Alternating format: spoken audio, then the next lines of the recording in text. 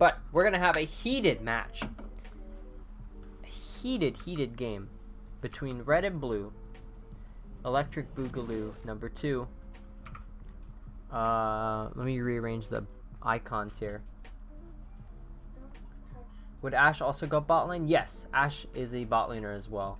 Ashe is pretty cheap, so I'd say definitely pick her up. And then Tristana is really cheap as well. You might actually still be able to get her for free. I'd look up the Tristana Facebook thing, because I know they gave away a free Tristana skin, Riot Girl Tristana, through like some Facebook promotion on the League of Legends Facebook page. So I think you can get Tristana for free for doing that. So hey, I mean, it's a free champion, might as well. But nonetheless, we are in the game here. We got Saber Hunter on the Aatrox in the top lane. Udat Smell playing Kindred in the jungle. Aku on the Hunt with the Malzahar mid lane. Dark Salix playing the Jhin with Panda, supporting him as Bard in the bottom lane. And on red side, Aladdin Boys playing the Renekton, the Croc, the Doc, the Croc, Renekton. ELG Goopa is playing Gragas in the jungle. Fool's Arcana on the Syndra with Shade, 3Z, and Steric 3-0 Drago. I'm just going to call him Drago because it's probably a little bit easier. Playing the Twitch Yuumi combo. Not something I see too often, but we'll see just how strong it actually is as both teams get started waiting for their camps to spawn.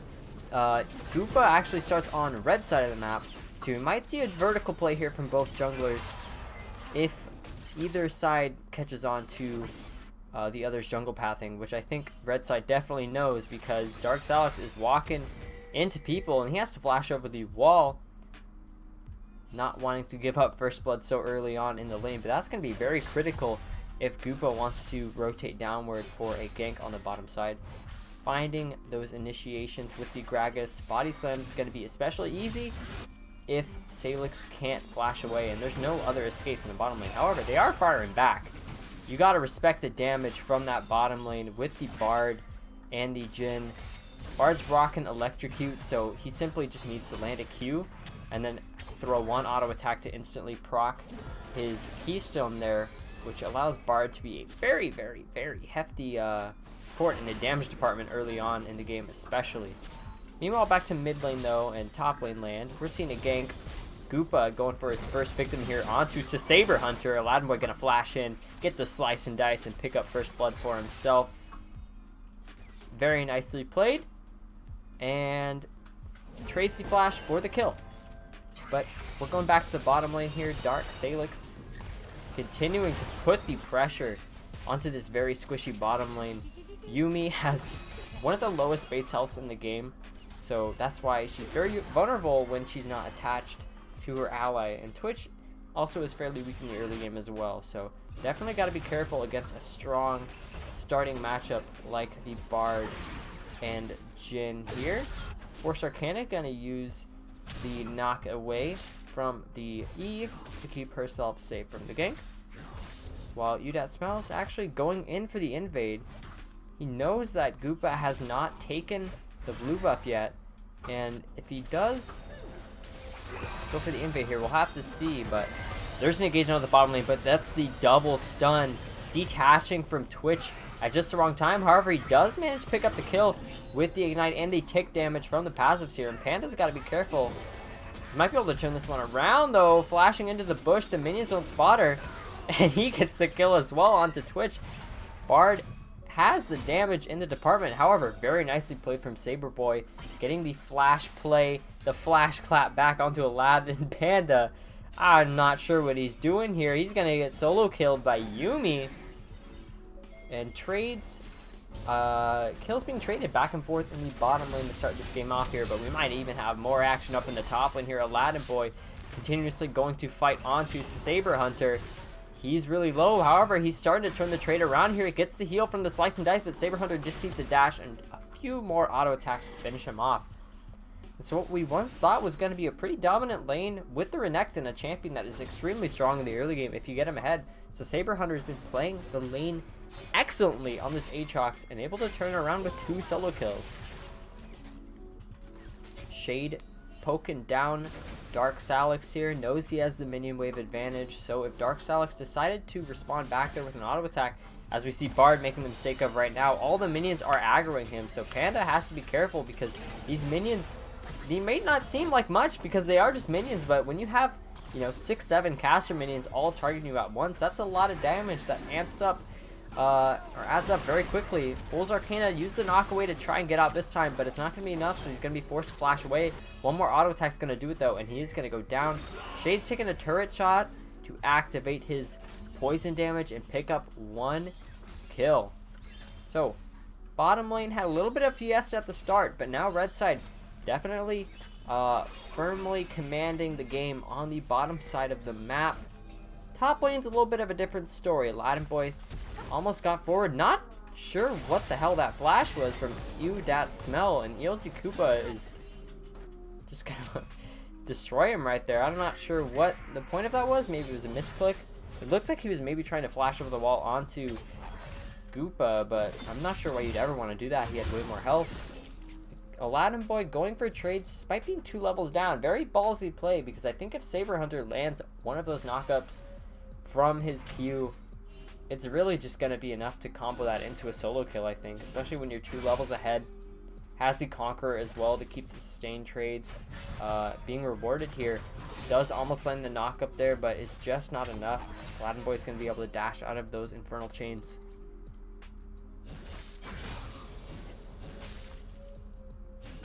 So one thing we do also got to pay attention to, since there is a Kindred on the map, we got to pay attention to those marks. Those marks, they're spawning all around the map. Currently we have one on the red side Raptor camps, which let me double check here. It looks like it was cleared by Koopa, so we will see a reset on one of those Kindred camps in just a little bit here. And if Ew Dat Smell is able to stack those up, Kindred gets insanely strong at skills really well, especially if you can get as many marks as possible, which buffs her range, so she's able to, you know, attack from a distance much easier.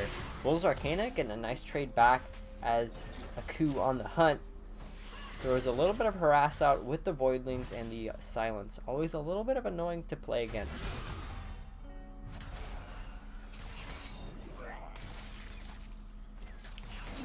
Overall, we've had a pretty slow map state at the moment. We might have some action up in the river. Fight over the Skull Crab seems like it's going to be pretty imminent here on the minimap. We can see, hopefully the spectator, it looks like it's going to rotate to it now. Koopa is looking for the Scuttle Crab. He was just marked by Ew Dat Smell, so if he's able to get this mark, it's going to be very big for him, and it looks like it's going to get caught out. The Malzahar is going to come in for the suppression to seal the deal there, and that's going to be a mark for Ew Dat Smell, a kill for Saber Hunter. Lots and lots of gold going into this Aatrox's pocket. You got to be very careful of that champion now, especially when he is so far ahead. And Aladdin Boy not heeding my advice here and might get ticked down by the red buff. Barely survives with just a little bit of HP. We'll see if Saber Hunter goes for the dive here, but it looks like Aladdin Boy is going to be able to get out home free there. Was a close one though.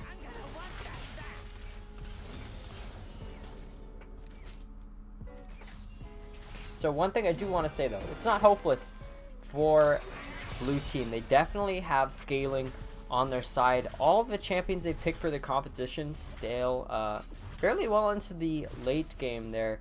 Malzahar, I would say, isn't like exceptional, but it's definitely not bad, and that suppression is always good to have in team fights to lock down those key targets or whoever's diving onto your backline, whether it be, you know, the Renekton or the Gragas, or just secure a pick as we saw back it up in that river just a moment ago.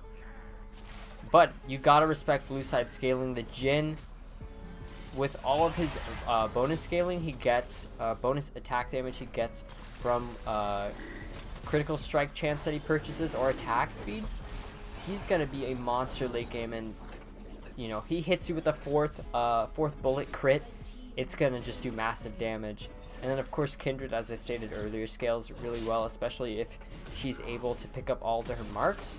Let me do a mark check actually really quickly. Let's see what they're sitting at right now. 4 marks. I believe that might already be a range upgrade if I'm not mistaken. So definitely starting off this game really well and definitely maximizing the use of the passive there.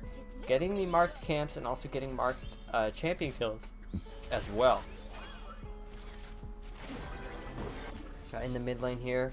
Looks like we got almost two turret plates going over to the mid side, whereas Fool's Arcana has not picked up one yet. So not really grabbing that bonus gold, using it to advance here. There's still 4 minutes left on plates though, so all is definitely not lost. Rift Herald is up, so we'll see if that's an objective that either team decides to go for here. However, Udad kind of playing around the mid bot side of the map currently, and Goopa hasn't really ganked in quite a little bit, especially after getting solo killed in the river. Not solo killed, but after getting killed in the river there.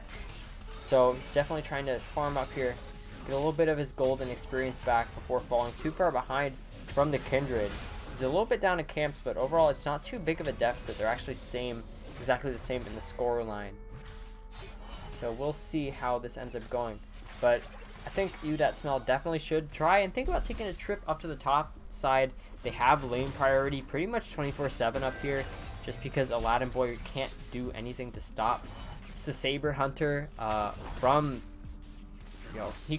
doing whatever he wants essentially. So I think Rift Herald would be pretty much free, especially if Aku on the Hunt shoves in his wave as well, which is so easy to do on Malzahar with the Void Links. You can shove the wave in seconds, and it's so hard as a champion, especially like Syndra, to combat that wave clear. No one really out wave clears Malzahar as well as Malzahar. Maybe a Rise, but obviously that's not the case in this game. But we might have a skirmish going down in the bottom side jungle here. The blue buff's going to be secured by Goopa. However, Kindred is dashing in, going to get knocked up, trying to finish off the Yuumi, but they're going to detach just in time. However, on the bottom end of the screen, Twitch is going to get suppressed. Bard's going to pick up the shutdown kill, and the flash away from Goopa is going to signal the disengage from the fight. That's a 1-for-0 from blue side. Definitely doing good in this fight, and they might be looking for more. Red side continues to walk up. Goopa throwing down the barrels. Fool's Arcana is separated from the team, but it might be good for him. The rest of the team's coming, and here comes the body slam. A flash forward from Aku on the Hunt. Darkseid is going to pick up the kill on the Fool's Arcana. That smell trying to pick up the kill on to the Gragas, and is going to be successful. Fails the body slam to get over the wall, and he's pretty much stuck there. In the top lane though, there could be even more kills going over into blue team's pockets as Saber pops the ulti, misses everything, and just kind of taunts him a little bit, sitting under turret, taking a few shots, giving him a glimmer of hope. But Aladdin Boy, that's all the hope he needed. He's going in for this kill, forces the flash out of Saber Hunt there. But Panda is not in a good spot here. However, Shades might be in a worse spot. Does get stunned up, but I was mistaken. Shades is totally fine. However, he might not be for long. Here comes the Kindred, dashing in to multiple people, but kind of just runs it down essentially. Does not have the Lamb's Respite to keep her alive, and that's a flash forward from the Twitch. A very aggressive play. He's gonna get the triple kill. Let's see if he can get the quadra kill. Oh my goodness gracious, a quadra kill for the bottom lane. Pretty much 2v4 down there, and especially at such low health, that is a very impressive play to say the least. Blue team certainly dropped the ball there, but meanwhile in the top lane we have a skirmish going from both of our top lane bruiser champions. Aladdin Boy popping his ultimate to try and scare the Saber off, and he is successful in doing so, and he's going back in for more. He's going to get the stun to slice and dice, getting Saber down to a quarter HP.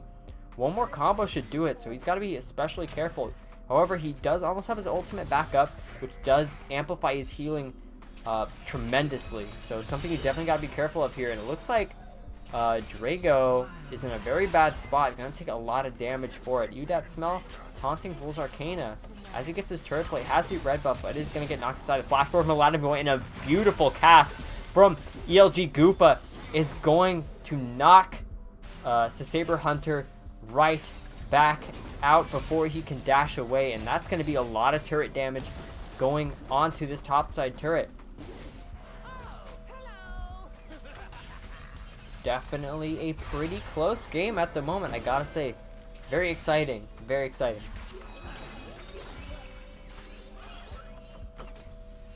We're seeing some pings around mid lane. Fool's Arcana trying to spot out where his lane opponent is. He actually is going top side to try and stop. Did I pause? What did I do?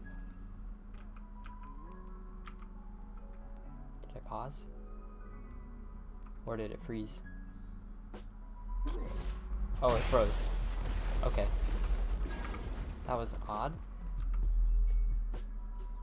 There we go.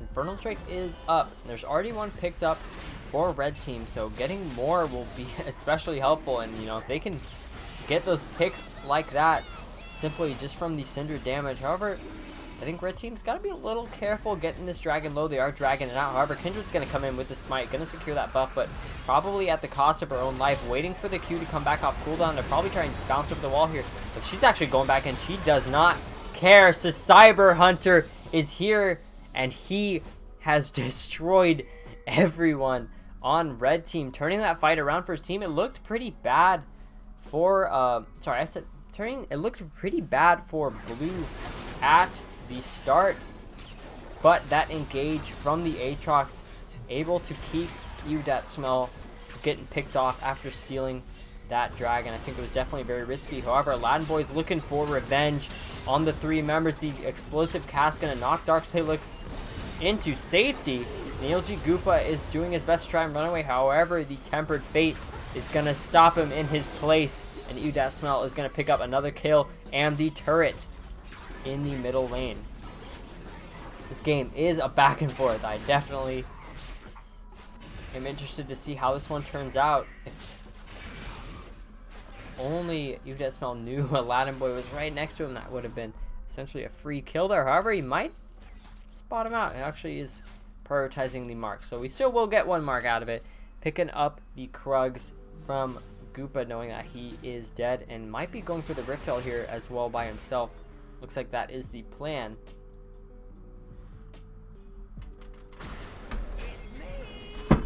Oh, I knocked the webcam off. I'm stupid. I thought, oh, I'll tilt my monitor. Nothing will happen. Well, duh, something will happen, you dumb.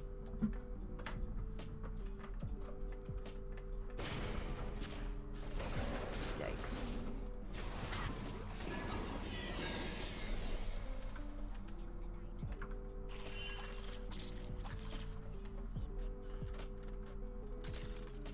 That's better. Okay. So, oh, that's a flash forward with the suppression at the perfect timing. Fool's Arcana, I think, threw her stun into the Malzahar spell shield, so was not able to keep him away from that flash play. Very nice use of the passive there to get that kill in the middle lane. Aladdin Boy might be looking for some blood here as he is going in on Dark Salix. However, he's going to get knocked right away after that. Kind of got to be scared of 4 people. You are one Renekton. So, 4v1's probably not a fight he wants to take with those odds. However, this is a fight blue team's definitely looking to take here. If they can find Shades and his support. They were onto him, but it doesn't look like they're going to spot them out just yet. Using that camouflage to their advantage to simply walk away. That is one benefit of the Yuumi Twitch combo, is that Yuumi is invisible when Twitch is invisible, but Yuumi can still use spells. So take that as you will. Of course, that kind of tells you where Twitch is.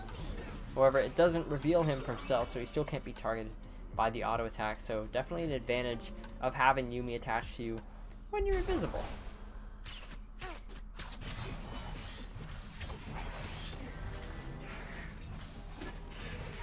But as we approach the 20-minute mark here, teams might be thinking about pairing up for Baron.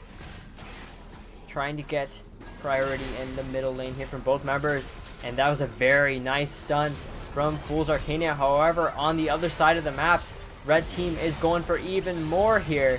That's a shutdown from the Twitch onto the Malzahar, and it's going to be another shutdown as well as the Renekton finds kill onto Udat Smell. However, Saber Hunter is coming in for revenge. He's onto multiple people here, but the ultimate is going to run out, and so will his lifespan as he gets taken down by Shades That's a 4-for-1 for red team. Definitely something you want to see. However, this game is still pretty close if you look at the stats. Might not look at it by the map state at the moment, but blue team's still ahead in turrets, and they're actually ahead in gold by 100 at the moment. So despite all the kills red team has got and all the pressure they just got off the back of that fight, the game is still fairly close here. Both teams have an Infernal Drake each, so no one has a Drake advantage. It's just all going to be down to who can play these fights better, and I think finding that pick onto Shades will be the crucial way to decide these fights here. And the Rift Shield is going to be used by UDAT in the mid lane. I think the timer's just running short, so they just wanted to use it before it was too late, trying to get some damage onto this mid lane turret. Definitely going to be successful here. I'm not sure if they'll be able to pick it up. Actually, they probably will. It's going in, doing a lot of damage, and so is Aladdin. Just kidding, he's dead. Fool's Arcana, though, is doing damage, and she is going to find 2 kills for herself. However, Shades is doing more damage, too. He's kiting back. He almost got killed there. Triple kill for Twitch. Dark Silix was able to find a kill onto Yuumi as they tried to finish up the kill on to the blue team AD carry, but that's going to be enough. Again, a 4 for 2. Not as good as last time, but definitely still a fight in your favor, and the 4 for 2 is going to be enough for the red team to start the Baron. Let's see if anyone from blue will try and respond. There's a teleport coming in from Aku on the hunt. The Baron is at about half HP, and it looks like red team is pulling off of it. They don't want to take this fight. They don't want to take the chance. Fool's Arcana, though, hiding in the bush, looks for the play, but is not able to find the stun onto Aku. Another teleport coming in from blue side.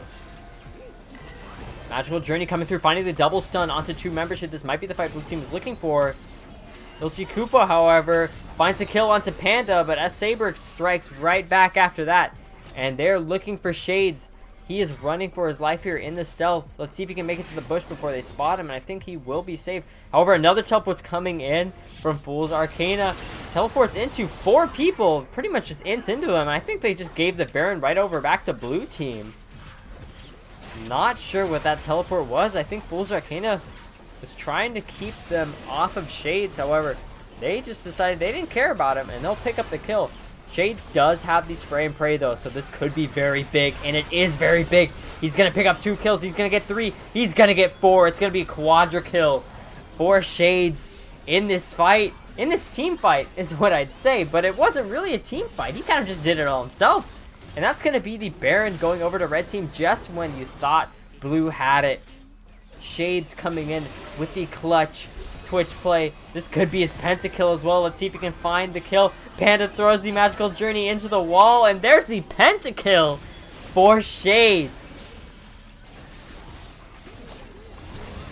If someone deserves the honor this game, it is him. He has absolutely been popping off this game with the help of his walking stat buff Yuumi, essentially a super item. Just kind of always sticking on him, always buffing up the damage.